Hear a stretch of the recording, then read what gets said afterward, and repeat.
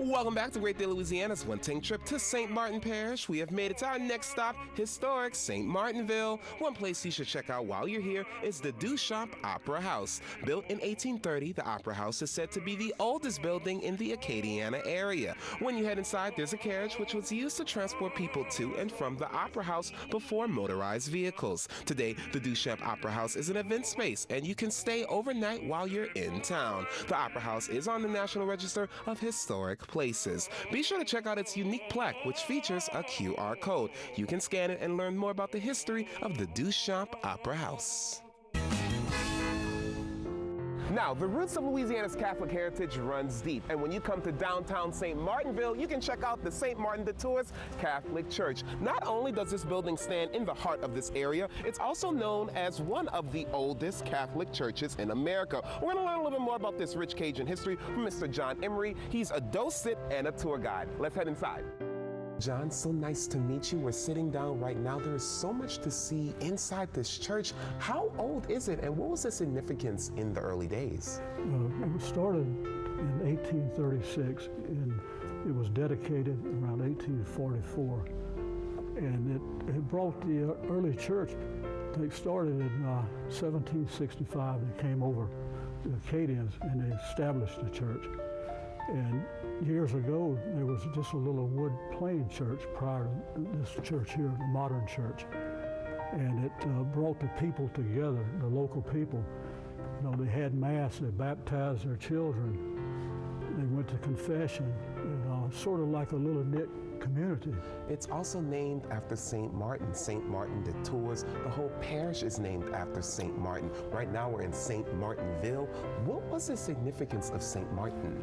Well, as you see on the altar, we have a painting of St. Martin de Tours.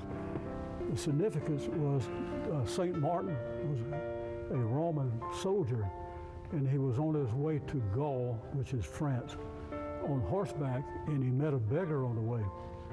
And he took his sword and cut off half of his cloak and gave it to the beggar for warmth.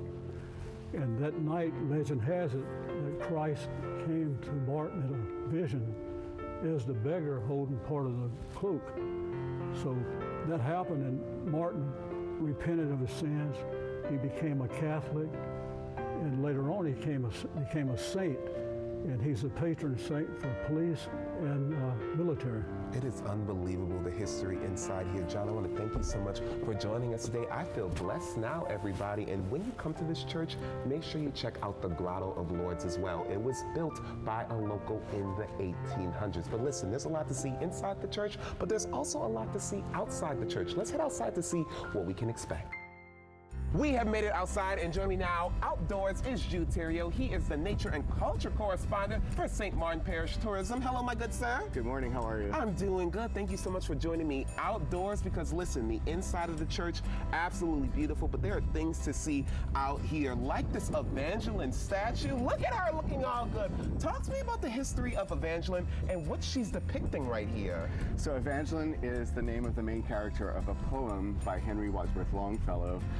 And in this poem, he dramatized the expulsion of the Acadian people who ended up in this part of Louisiana and continued to exert an influence on the culture of this region. Wow, and this was actually donated to you all in 1931 by a silent actress? Talk to me about that. Dolores Del Rio, who is a silent film actress, starred in a movie based on the story of Evangeline, filmed in 1929, and she returned a few years later to dedicate this statue to the people of St. Martinville. And that's what this is depicting, her in that movie. Unbelievable. But really the history of Evangeline runs deep here, especially around this area, because you also have a tree named Evangeline. What's the connection between the statue and the tree?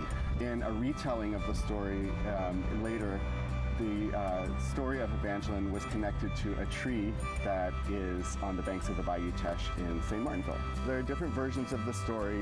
One version of the story has them never meeting until they're both dying and they finally meet. Another version of the story has them meeting underneath the Evangeline oak tree in St. Martin. There are two trees in Evangeline Oak Park, and up until last year, one of the trees had not been officially named. We had called it Evangeline's Daughter. And last year we decided to hold a naming contest, and we named it Belle Marie. I love it so much. It's so great inside the church, outside the church, so much to see here in this area. Jude, thank you so much. For our next stop in downtown St. Martinville, we are headed to a place where you can learn all about the unique groups that contributed to the gumbo of St. Martin Parish's culture. Just a block off Main Street on South Newmarket Street, you can find the St. Martinville Cultural Heritage Center. It houses the African American Museum, the Acadian Museum, and next door is the Museum of the Acadian Memorial. Join me now with more is the St. Martinville Main Street president. It's Ryan Williams, everybody. Hi, darling. Hey, how's it going? It's going good. Thank you for having us. Thank you for being here. Yeah, I am so excited to learn more about the heritage here because it is a lot, everybody. When people come to this center, how do you describe it? How is it set up?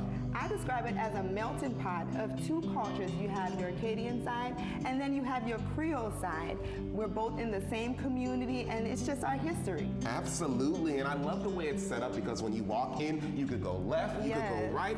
I choose to go right because I want to hear a little bit more about my people. Talk to me about the area we're in right now. Well, right now, we are in front of the mural that depicts free people of color that is actually created and painted by my father, Dennis Paul Williams. He was the artist that did this exhibition, and each panel represents a different free person of color. And what I also enjoy is that you learn a little bit more about the sister city of St. Martinville that also talks about our people. Tell me a little bit about that history. So the sister city of St. Martinville is actually Goree Island. Wow. So Miss Danielle, who's the curator of the museum, they traced it back to Goree Island. A lot of our ancestors came straight from that area and settled into St. Martinville, much like the Acadians. Amazing. You see some of the beautiful costumes that you used to wear as well. And you also have this feature called I Remember. Very powerful. Talk to me about this piece. Well, I Remember is a statement piece.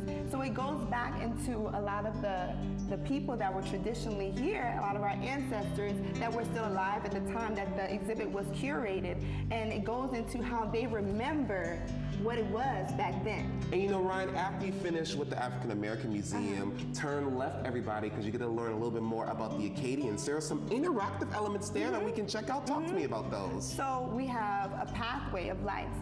So that is a really cool interactive exhibit that we have. We also have the deportation quilt, which is also a really cool thing. You get to see what's traditional about the Acadians and how they live. It tells their story. Yeah. And then after the deportation quilt, it's a really cool video that goes into depth about how and why the Acadians came here. I love it so much, Ryan. Thank you so much for joining us today. Congratulations to you and your dad. My goodness, such beautiful murals. And look, everybody, we're just scratching the surface. There's a lot to see and read here at this cultural center. For more information about the center and for more information about all the things we just featured, including the St. Martin de Tours Catholic Church and the Evangeline Monument, visit the St. Martin Parish Tourism website, CajunCountry.org, for more information. You can also give them a call at 888-565-5939. They also have Instagram. Just type in the username you see on your screen now.